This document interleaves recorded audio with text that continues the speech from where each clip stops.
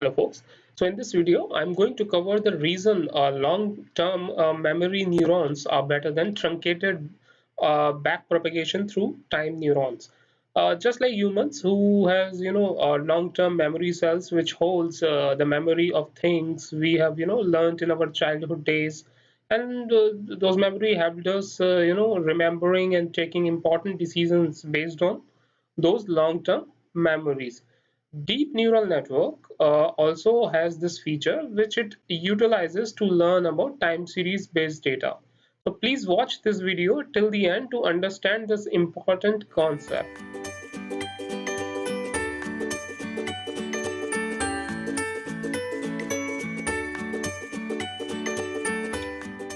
Folks, this is Nitin welcoming you to the AI University channel where you can learn all your favorite digital technologies like machine learning, deep learning, AI, big data, Hadoop, virtual reality, and cloud computing. And you can acquire the related skill set in order to advance your career in these fields.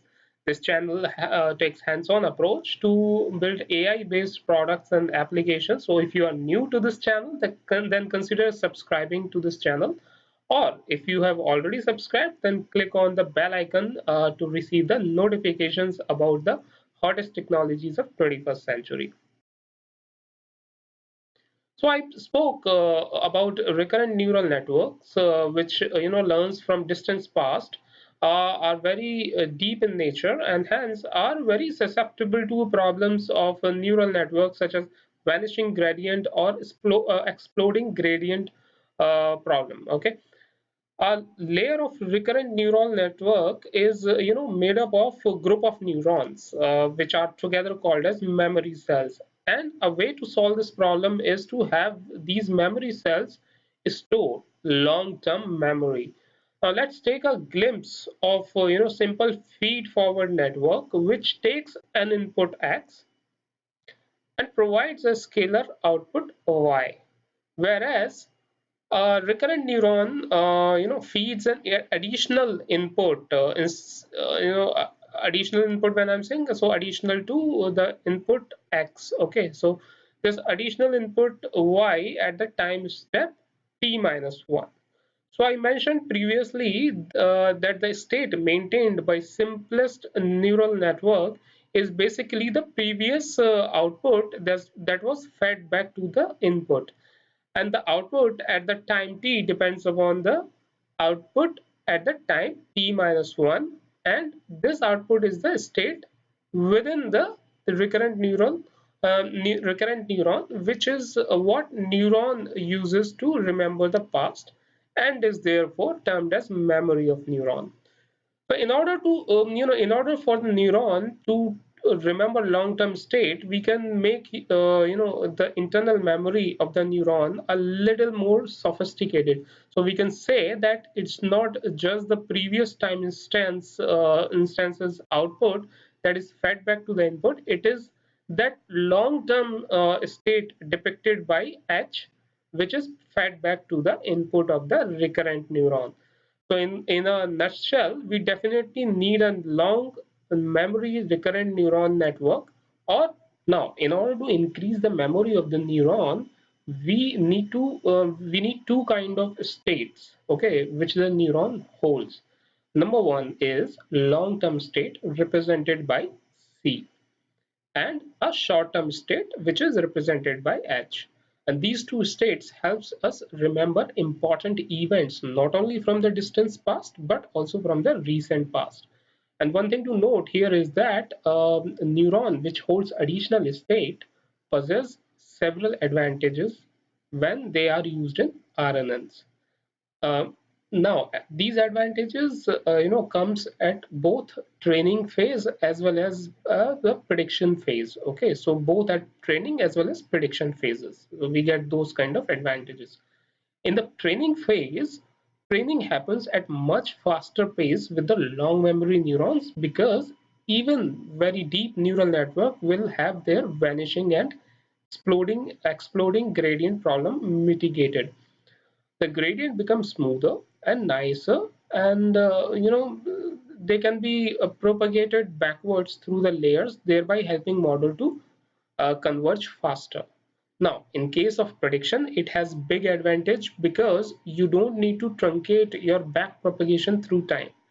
Prediction from the recurrent neural network improves when you don't truncate the past sequence that you feed into it.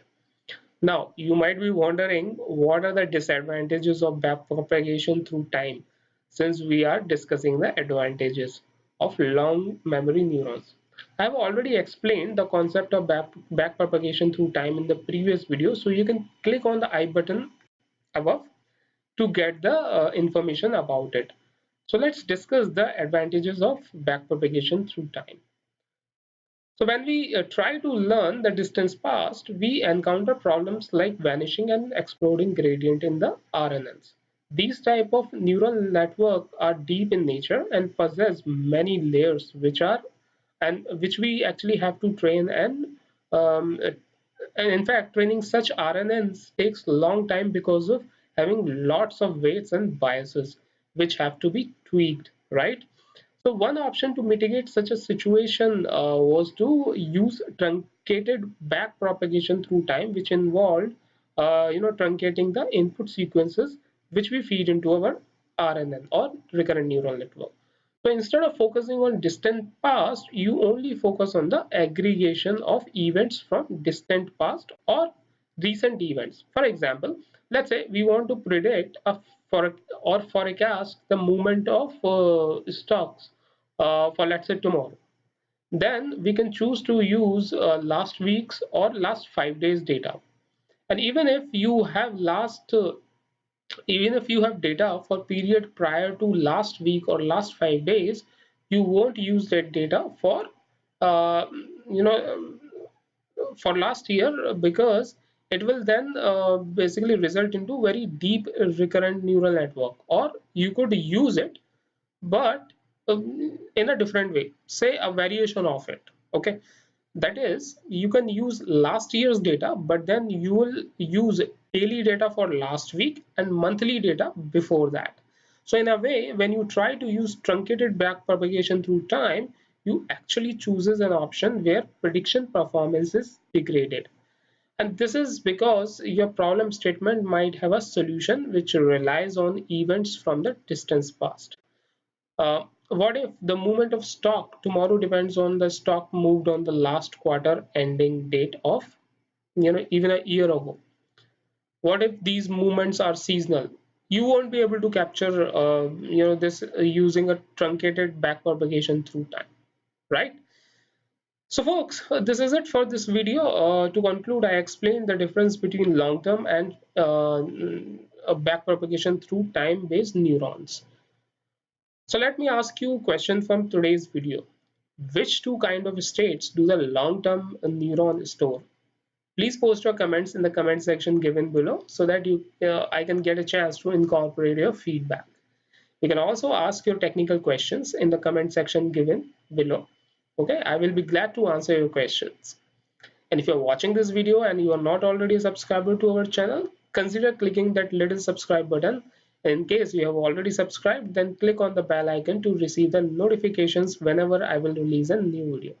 So thanks for hanging out with me, guys. I will be covering next topic in the upcoming videos, so keep on watching. Thank you.